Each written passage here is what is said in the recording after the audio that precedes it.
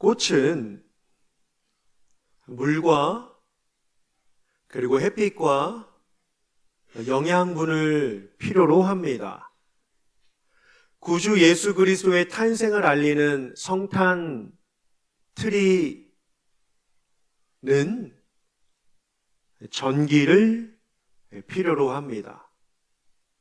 몸이 아픈 환자는 의사 선생님의 처방과 치료를 필요로 합니다. 학생들은 스승의 가르침을 필요로 합니다. 자녀는 부모의 사랑과 돌봄을 필요로 합니다. 여러분들이 교회에 오실 때 이용하신 차량은 기름을 필요로 합니다. 사람은요, 무엇을 필요로 할까요? 누구는 관심을, 누구는 건강을, 누구는 인기를, 누구는 명예를, 누구는 권력을, 누구는 건강을, 누구는 부요함을, 누구는 재력을, 누구는 세상의 관심을 필요로 합니다. 물론 이러한 것들, 필요로 하는 것들이 일시적일 수도 있겠지만 우리의 인생을 좀 길게 그리고 영원한 인생임을 생각하면서 과연 우리에게 필요한 것이 무엇일까라고 했을 때 그것이 과연 무엇일까요? 특별히 신자인 우리에게 필요되는 것 무엇일까요? 성경은 사람에게 가장 필요한 것을 가리켜 복음이라고 합니다. 디모데전서 2장 4절에 하나님은 모든 사람이 구원을 받으며 그 진리에 아는 데에 이르기를 원하시느니라 라고 말씀합니다. 요한 2서와 요한 3서도 보시면 내가 나의 자녀들이 진리에 행하는 것을 보니 이보다 기쁜 일이 없도다 라고 요한 2서와 요한 3서에 반복해서 말씀하고 있습니다. 네, 사람에게 가장 필요한 것은 바로 복음입니다. 이에 예수님을 기다리고 이 하루하루를 살아가는 저와 여러분들에게 물론 세상의 다양한 것들을 가져야 하고 필요로 해야 하고 또 손에 쥐어야 하지만 삶을 멀리 보시고 또 영원을 소망하시는 저와 여러분들에게 가장 필요한 것이 언제나 변함없이 영원토록 복음이 되시기를 주님의 이름으로 축원합니다. 바울은 복음을 로마서 1장에 모든 사람에게 구원을 주시는 하나님의 능력이라고 고백합니다. 모든 능력이라는 거죠. 하나님의 능력이 모든 사람들에게 미치게 하는 힘을 가진 것이 바로 복음이다라고 말씀합니다. 그런데 왜 세상은 이 복음에 열광하지 못하는 것일까요? 왜 세상은 구주 되신 예수님께서 베풀어 주신 은혜와 사랑과 건져 주심과 죄를 없이 하여 주심, 또 때마다 공급해 주시는 이 놀라운 사랑과 축복을 외면한 채 복음에 관심을 두지 않고 하나님에 대한 마음을 두지 않은 채 여전히 다른 것에 기웃거리고 또한 기웃거렸는데 그것이 진짜가 아님을 알고 난 나머지 실족하게 되는 것일까요? 여러분, 올 한 해를 어떻게 지내오셨습니까? 실족하시지는 않으셨나요? 아니면 하나님 한 분으로 만족하고 계십니까? 종종 세상 사람들을 보면 복음을 거부하는 경향을 우리는 자주 만나곤 합니다. 왜 그들에게 이 복음이 장애물이 될까라고 했을 때 몇 가지 문제를 우리는 생각해 볼 수 있습니다. 물론 첫 번째로는요, 어떻게 신이 인간이 되냐? 겠죠. 신이 인간이 된다는 것? 물론 신이 인간이 됐다고 치자. 근데 그 신이 왜 죽냐라고 합니다. 그렇죠? 지금도 이단에 있는 그러한 지도자들이나 또 이러한 이단을 대표하는 그러한 자들을 보면 자기들은 안 죽는다는 거죠. 그러니까 그런 것들에 빗대어서 신으로 왔는데, 신으로 인간의 모습을 입고 이 땅에 왔는데 죽었다는 겁니다. 신이 아니라는 거죠. 거부합니다. 두 번째로는요, 성경에서 예수님께서 행하신 일들, 놀라운 기적과 이적과 자연적인 이 모든 것들, 물론 우연의 일치다라고 할 수 있겠지만 한두 사건이 아니니까요. 죽은 자가 살아나고 병든 자가 고침을 받고 이렇게 진행되던 사건이 갑자기 멈추거나 안 될 것 같았는데 이러한 상황들이 진행되는 이 모습을 보면서 예수님이 하신 일들에 대하여 이들은 쉽게 납득을 하지 못합니다. 우연의 일치라고 하지만 어떻게 그러한 일들이 가능하냐라고 하면서 부정적인 시각으로 마음으로 대하는 경우가 일수입니다. 또 한 가지는요, 뭐가 있을까요? 세상이 복음을 장애물로 생각하는 이 경우들이요. 가장 큰 것은 바로, 아니, 내가 잘못을 저지르고 내가 죄를 지으면 내가 벌을 받으면 되지. 왜 나와 상관이 없는, 그리고 그분이 왜 내 죄를 해결해야 되느냐, 그리고 그분이 내 죄를 어떻게 해결했냐라고 하는 이 이야기를요, 도저히 이해할 수 없고 받아들일 수 없게 되는 것을 보게 됩니다. 예수님에 대한 인식이 되지 않으니까, 하나님에 대한 믿음이 되지 않으니까 알지 못하기에, 믿지 못하기에, 받아들이지 못하는 경우들이 너무나도 많이 있음을 보게 됩니다. 내 잘못 내가 해결하면 되지. 내가 죄인이라면 그 죄값 내가 받으면 되고, 좋은 곳에 못 가면 그나마 어느 곳에서 이렇게 돌아다니다가 언젠간 좋은 모습으로 나타나고 또 깨우침을 살고 그 모습으로 살다 보면 언젠간 좋은 모습으로 좋은 곳에 가지 않겠느냐라고 하면서 다양한 이야기들을 하면서 복음을 자꾸만 거부하는 경우들을 보곤 합니다. 여러 가지 이유가 있겠죠. 근데 놀라운 것은요, 오늘 본문에서요. 누가요? 요한이 등장을 합니다. 지금 요한은요, 2절에요, 옥에 갇혔습니다. 뭘 잘못해서 옥에 갇혔을까요? 사회를 문란하게 했을까요? 물론 복음으로 문란하게 했으니 들어갔겠죠. 누군가를 죽였나요? 아니요. 누군가의 것을 절도했나요? 아니요. 뭔가 사회적으로 치욕스러운 그러한 죄를 범했기 때문에 감옥에 갇혔을까요? 아니요. 성경은 그가 왜 감옥에 갇혔는지를 이야기하지는 않지만 우리는 충분히 상상해 볼 수 있습니다. 그렇죠? 복음으로 인하여 가이사가 왕이 아니라 예수 그리스도가 왕 되신 그분입니다 라고 고백하였기 때문에 헤롯에 의하여서, 로마 정권을 반대하는 그 세력들에 의하여서 요한은 옥에 갇히게 되었습니다. 근데 소리가 들려요. 무슨 소리가 들리죠? 메시아가 오셨다. 예수님이 오셨다. 기다리고 갈망하고 고대하던 메시아가 오셨다라고 하면서 기쁜 소식을 듣습니다. 그러면서 5절을 보시면 11장 5절입니다. 예수님께서 하신 일들, 은혜가 되죠. 맹인이 보며 절름발이가 걷게 되고, 눈먼 자가 보게 되고, 앉은 자가 일어나게 되고, 나병한 자가 고침을 받고, 심지어 죽은 자까지 살아나고, 더군다나 간절히 바랐던 뭐죠? 가난한 자들에게 복음이 전파되었다라고 하는 이 기쁜 소식에 요한은 참 기뻐했습니다. 그런데 가슴 한켠에 다름 아닌 실족하게 하는 영이 찾아오고 맙니다. 그렇죠?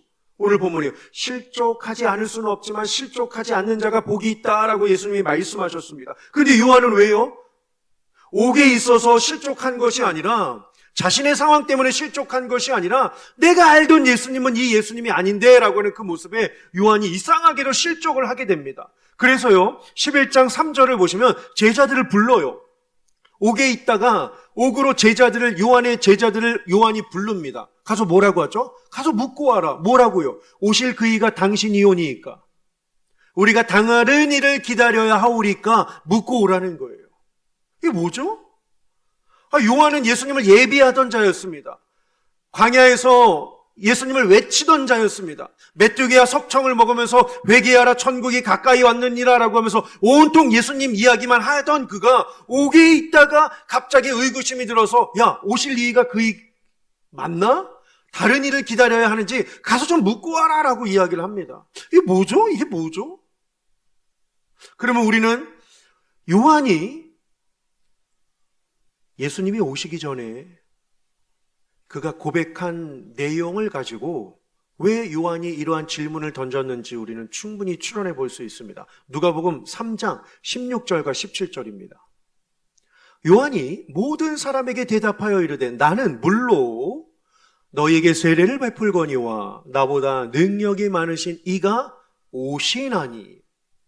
6개월 전에, 예수님보다 6개월 전에 먼저 온 세례 요한이 예수님을 예비하고 준비합니다. 나는 그의 신발끈을 풀기도 감당하지 못하겠노라 라고 하면서 자신의 겸손을 표현하고 있습니다. 그는 성령과 불로 너희에게 세례를 베푸실 것이다 라고 하면서 기대감을 심어줍니다. 그리고 메시아를 기다리라고 해요. 위대한 분, 상상할 수도 없는 능력과 은혜를 가지고 나는 물로 세례를 주지만 그는 불과 성령으로 세례를 주실 것인데 놀라운 역사를 일으키실 분이시다 라고 하면서 기대감을 주죠. 그런데요, 다음 구절입니다. 그분이 오셔서 은혜와 능력과 사랑과 모든 축복을 주지만 이 한 가지도 잊지 말라고 하죠. 뭐라고 하는지 보실까요? 손에 키를 들고 자기의 타작마당을 위아래로 나누신대요. 좌우로 나뉘신대요. 앞뒤로 나누신대요. 정확히 하신대요. 나누시는데 뭘 나누시죠? 뭐와 뭐요? 알곡과 쭉정입니다. 알곡은 뭐와 그대로, 그렇죠? 알곡은 뭐와 그대로 곳간에 들이시고 쭉정이는 꺼지지 않는 불에 태우시리라 라고 요한은 고백합니다. 은혜도 있지만 심판도 있다는 거죠. 하나님은 사랑이시지만 공의의 하나님이심을 요한은 고백하고 있는 것입니다. 요한 혼자만의 생각이었을까요? 하나님, 진짜 나는 복음을 전하다가 옥에 갇혔는데 저 믿지도 않는 사람들 잡아 죽여야 되는 거 아닙니까? 사실 이 요한이 아니라 사도 요한 아시죠, 여러분? 예수님과 같이 복음을 전하러 가다가 말 안 듣고 예수님을 거부하는 그 세력들을 보면서 이 요한, 우리의 아들인 요한이 뭐라고 합니까? 예수님, 저 가만히 놔둡니까? 불을 내려서, 번개를 내려서 저자들 그냥 심판하시고 그냥 없애소서라고 이야기를 했던 자였습니다. 다른 요한, 사도 요한이요. 그 요한, 이 세례 요한의 마음도 마찬가지였습니다. 분명히 사랑의 하나님이신데 공의를 행하지 않는 그 모습에 하나하나 의구심이 들어가기 시작합니다. 자신은 옥에 갇혀있죠. 나쁜 일, 세상의 일, 악한 일을 하다가 옥에 갇힌 것이 아니라 오히려 복음을 전하다가 옥에 갇혔는데 말입니다. 사실 이것은 요한만의 생각은 아니었습니다. 왜요? 구약의 많은 선지자들이 기대하고 바라던 메시아가 오실 것인데 그분은 오시면 사랑으로 함께 해주시고 가르치시고 전파하시고 고치실 것이지만 뿐만 아니라 이 일뿐만 아니라 하나님이 행하신 심판과 진노를 그 역시도 행하시리라 라고 말씀하고 있기 때문입니다. 대표적인 선지자가 누구냐면요, 이사야예요. 61장 1절과 2절 화면을 한번 보실까요? 주 여호와의 영이 내게 내리셨으니, 하나님의 영을 받아서 이사야가 예언을 합니다. 오실 메시아 예수님을 예언을 해요. 이는 여호와께서 내게 기름을 부으사 가난한 자에게 아름다운 소식을 전하게 하려 하심이라. 나를 보내사 마음이 상한 자를 고치며, 그렇죠? 전하며 고치며 포로된 자에게 자유를, 갇힌 자에게 노임을 선포한대요. 이 얼마나 아름다운 모습입니까? 가난한 자를, 병든 자를, 억눌린 자를요 고치고 자유롭게 하며 힘을 준다라고 이야기를 하고 있습니다. 들뜬 마음으로 메시아를 기다리는 이 모습. 그런데요, 이어지는 바로 2절에서요. 여호와의 은혜의 해도 있지만 뭐도 있다고 하죠? 우리 하나님의 보복의 날, 심판도 있다고 합니다. 주실 은총, 은혜, 능력, 사랑, 축복, 영광도 있지만 그 메시아가 오시게 되면 이 심판, 하나님의 보복의 날을 선포하여 모든 슬픈 자를 위로하신다라고 말씀하고 있습니다. 놀라운 치유와 기적과 이적이 있는 것은 당연했습니다. 요한은 이 소식을 옥에서 듣고 기뻐했습니다. 하지만 심판이 되지 않자 제자들에게 오실 그이가 당신이 오리이까 우리가 다른 일을 기다리오리까 라고 묻게 된 것입니다. 요한을 보십시오. 옥에 있어요. 제자들이 찾아옵니다. 제자들이 뭐라고 했을까요?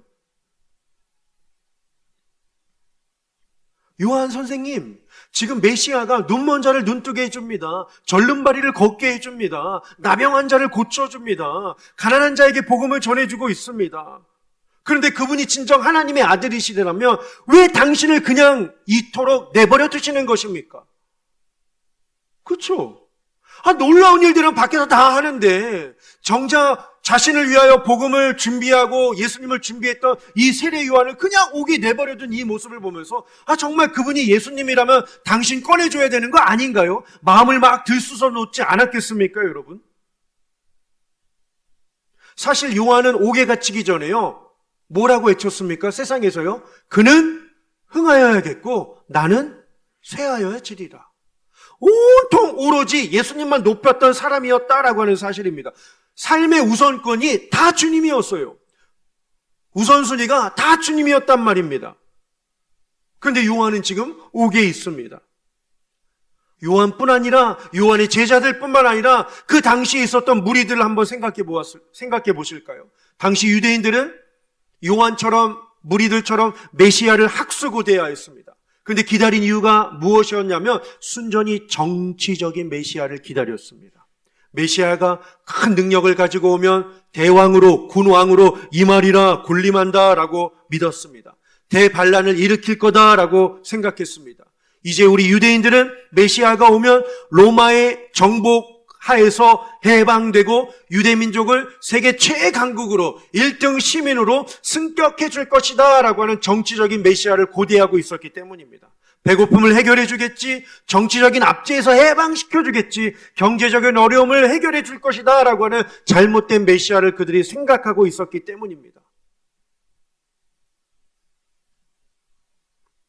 그러니 무리들은 메시아가 오면 왕관을 씌워주고 예루살렘으로 가서 폭동과 반란을 일으켜 로마 세력을 물리치고 우리를 해방하면 왕이 될 것이다 라고 그들은 생각하고 있었던 것입니다. 실제로 예수님 당시에 예수님께서 오병이어의 기적을 행하시고 나신 뒤에 무리가 어떻게 하죠? 억지로 그를 왕으로 삼으려 하는지라 라고 기록을 합니다. 이에 예수님은요, 그곳을 떠나 산에 올라가 하나님께 기도하셨더라 라고 말씀을 하고 있습니다. 예수님 당시 유대인들이 가졌던 이 질문들을 현대 교회에 접목해서 한번 그 물음으로 한번 생각해 보시죠. 오늘날 어떤 이들은 교회가 세상을 바로 잡는, 세상의 질서를 바로 잡는 정치적 메시아를 강력하게 전해야 한다고 합니다. 세상 질서를 바로잡기 위하여 인간의 활동들을 지도해야 한다고 합니다. 과연 그럴까요? 세상을 보십시오. 예나 지금이나 다를 바가 없습니다. 즉, 복음은 세상을 개혁하는 것이 아닙니다. 사회를 유익의 삶으로 이끄는 것이 아닙니다. 생각해 보십시오. 기독교인들이 복음을 예전보다 지금 잘 전하지 못해서 전쟁이 더 많아지는 걸까요? 과거 믿음의 선조들은 산기동하고 기도원 가고 정말 굶주리는 와중에서도 하나님의 능력만을 신뢰하고 또 금식하면서 기도하고 이 말씀 그러한 수련장에 가서 주의 말씀을 깊게 파면서 하나님의 능력을 구하며 살았던 그때보다 지금은 그렇지 못하니까 핵무기의 위험이 더 커지는 것일까요? 예전보다 지금 복음을 부끄러워하는 사람들이 너무나도 점점 많아지기 때문에 고통이 많아지는 걸까요? 기도의 분량이 적어서 시련이 오는 것일까요? 복음을 알지 못하기 때문에 어려움이 오는 것일까요? 예수님을 잘 알지 못하기 때문에 이러한 낙심과 절망과 우리를 좌절케 하는 것들이 많아지는 것일까요? 아니면 나 개인적으로도 우리 한번 솔직하게 한번 생각해 봅시다. 우리 역시 기도에 응답되지 않는 것에 실족할 때가 얼마나 많이 있는지 모릅니다. 그러다 어떠한 생각이 들죠? 어떻게 내가 더 기도하지? 라고 말이죠. 상황은 똑같은데, 현실은 똑같은데, 변한 건 없는데 내가 더 기도한다고 과연 될까? 내가 더 하나님의 말씀을 읽는다고 뭔가 이루어질까? 내가 하나님을 예배한다고 뭔가 나에게 기적과 은혜와 놀라운 일들이 일어날까? 솔직히 우리의 마음에 의구심이 점점 커져가고 있지 않나요? 혹은 바랐지만 바라지 않는 일들로 인하여 올 한해 실족함이 너무 커서 찬양할 겨를도, 하나님을 의지할 여력도, 주님을 예배할 힘도 없어서 정말 오늘 마지못해 이 자리에 오신 분이 계시지는 않으십니까? 가정을 위하여 내가 한 게 얼마나 많은데, 자녀들을 위하여 내가 기도한 게 얼마나 많은데, 그 앞길 잘 되려고, 그 학원문 열려달라고, 그 취업 열어달라고, 그 결혼할 수 있게 해달라고, 임신할 수 있게 해달라고, 이직하고 승진하고 또 정규직에 편성할 수 있게 해달라고, 더 나아가 구원 얻기 위하여서 오랫동안 영적으로 침체되어 있던 그 자녀를 위하여 오랫동안 기도했는데 올 한해도 별 반응과 변화와 성숙이 없는 그 모습으로 인하여서 마치 요한처럼 내가 다른 일을 기다려야 할까? 내가 다른 것을 찾아야 할까? 내가 다른 종교로 가야 될까? 내가 좀 신비적인 그러한 요소를 주는 그러한 곳에 한번 머리를 내밀고 기도를 받아야 될까?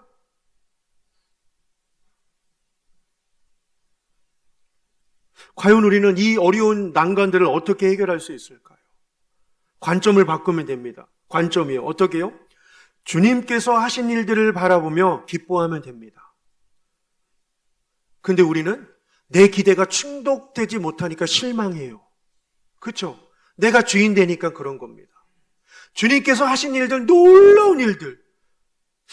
한번 이번 주에요, 여러분들 서재나 식탁에 한번 고스란히 앉으셔서 종이 한 장 꺼내놓으시고, 사실 요즘에 이러한 편지나 글 쓰는 게 너무나도 어색한 시대가 됐잖아요. 다 SNS로 그냥 간단하게 하고 줄임말 하고 그냥 표시 하나에 모든 대화가 되는 이러한 참 감정 없는 이러한 시대에 우리가 살고 있는데요. 예수님께 편지를 한번 써보시면 어떠시겠습니까, 여러분? 주님께서 내게 베풀어 주신 은혜 말이죠. 찬송가의 고백을 한번 생각해 보세요. 하늘을 두루마리 삼고 바다를 먹물 삼아도 그 크신 하나님의 사랑 다 기록할 수 없다라고 합니다. 여러분, 욕심이 나지 않습니까? 나도 좀 그렇게 하고 싶다라고 하는 그러한 마음을 우리가 좀 잡수시면 좋겠습니다, 좀. 왜? 사실 그 찬양이요, 나치에 의하여, 히틀러에 의해서 감옥에 갇힌 유대인 어느 한 사람이 그 감옥에다 가스실에 들어가기 전에 언제 들어갈지 모르겠지만 자기 손가락을 깨물어서 벽에다 쓴 거예요. 그 크신 하나님의 사랑 말로 다 형용 못하네. 자기 손을 깨물어서 피로 쓴 혈서입니다. 혈서예요.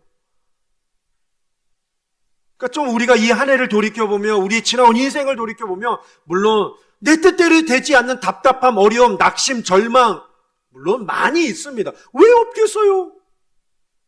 인생이란 내 뜻대로 안 되는 게 인생인데요. 하지만 반대로요, 주님이 내게 행하신, 주님이 내게 베풀어 주신, 주님이 내게 부어주신, 주님이 나에게 주신 은혜, 한 가지 힌트는요, 이미 우리는요 하나님으로부터 놀라운 복을 받았습니다.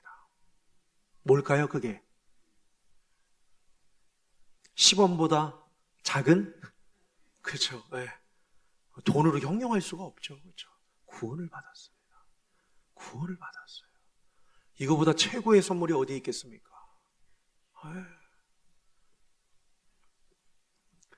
예수님이 주인된 인생과, 그리고 내가 예수님을 스스로 해석하면요, 이 갈래가요, 처음엔 아무것도 아닌 것 같아 보이지만, 보세요.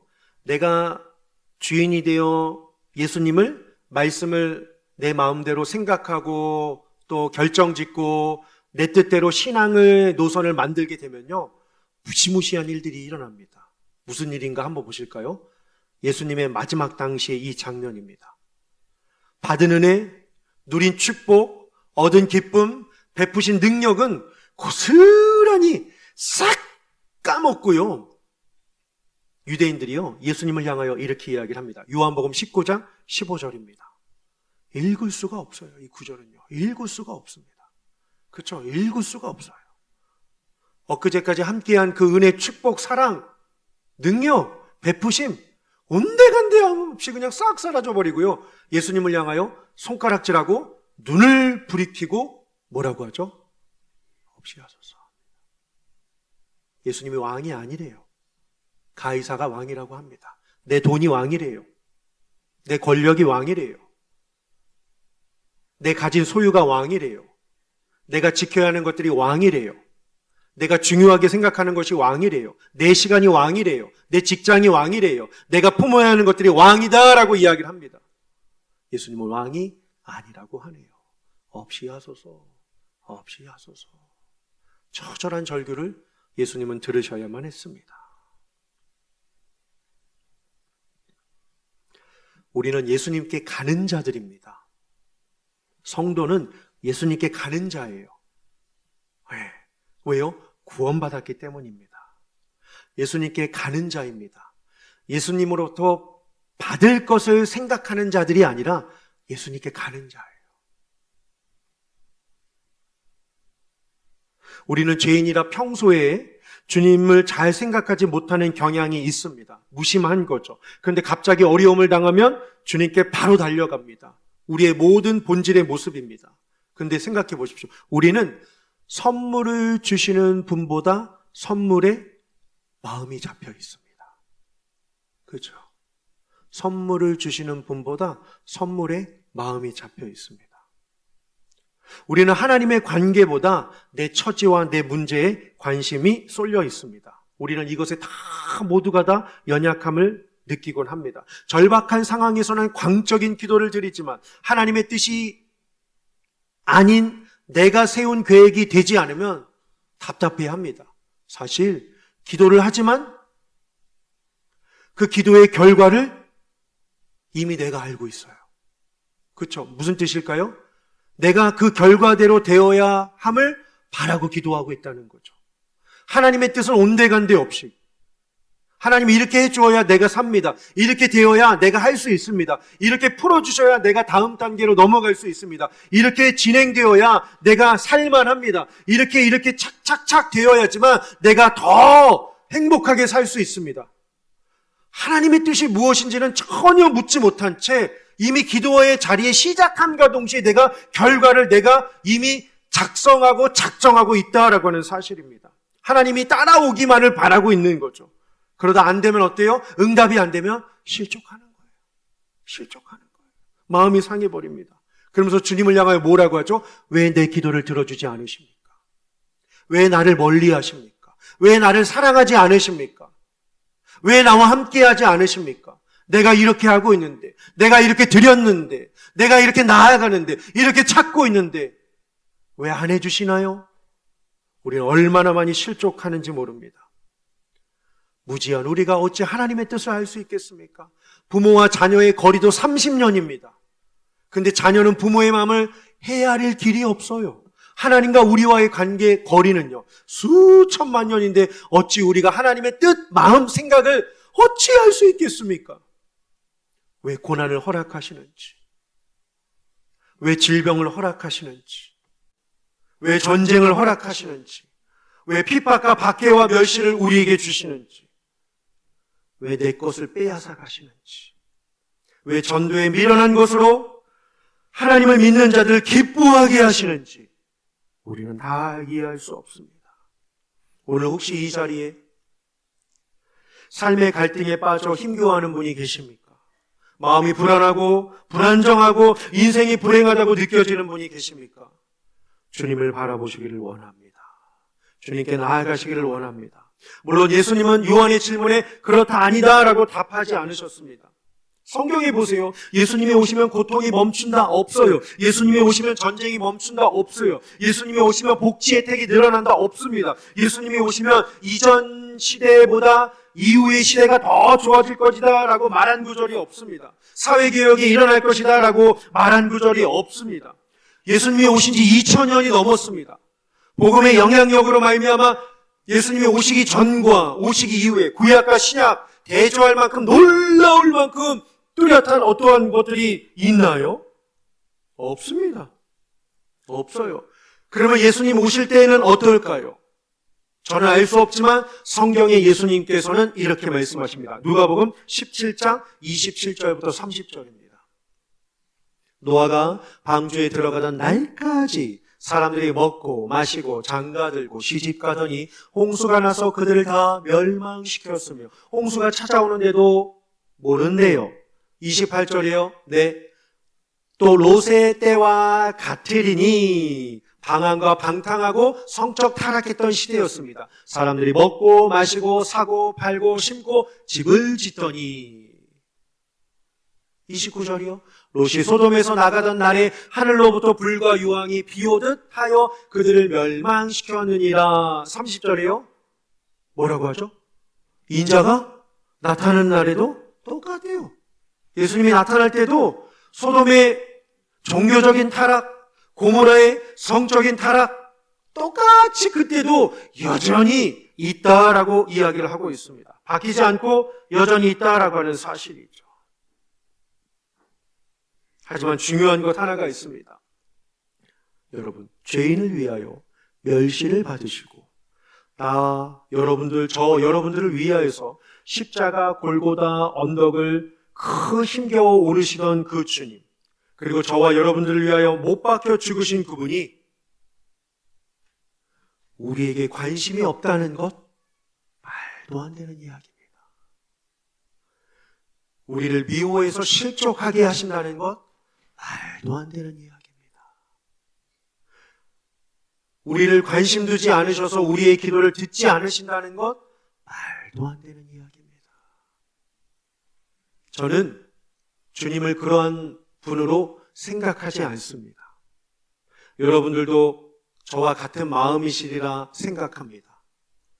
우리 영화교회는 주님을 어떻게 바라보며 함께하는 공동체일까요? 자, 오늘 마지막 구절 로마서 8장 28절입니다.